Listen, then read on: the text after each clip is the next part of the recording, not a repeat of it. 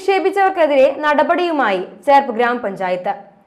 മാലിന്യമുക്തം നവകേരളം ക്യാമ്പയിന്റെ ഭാഗമായും zero waste ക്യാമ്പയിന്റെ ഭാഗമായും വാർഡ് തല ശുചീകരണം പഞ്ചായത്തിന്റെ പല ഭാഗങ്ങളിലായി നടന്നുവരികയും തിരുവള്ളക്കാവ് പാറക്കോവിൽ റോഡിൽ 3 വലിയ പ്ലാസ്റ്റിക് ഗാർബേജ് കവറിൽ മാലിന്യം നിക്ഷേപിച്ച നിലയിൽ കണ്ടെത്തി.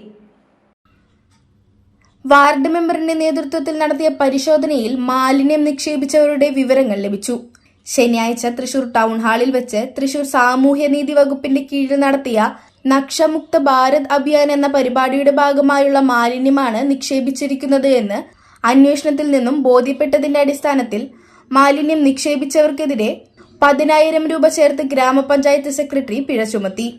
മാലിന്യം നിക്ഷേപിക്കുന്നവർക്കെതിരെ കടുത്ത നിയമ നടപടികളുമായി മുന്നോട്ടു പോകുമെന്ന് ചേർപ്പ് പഞ്ചായത്ത് പ്രസിഡന്റ് അറിയിച്ചു.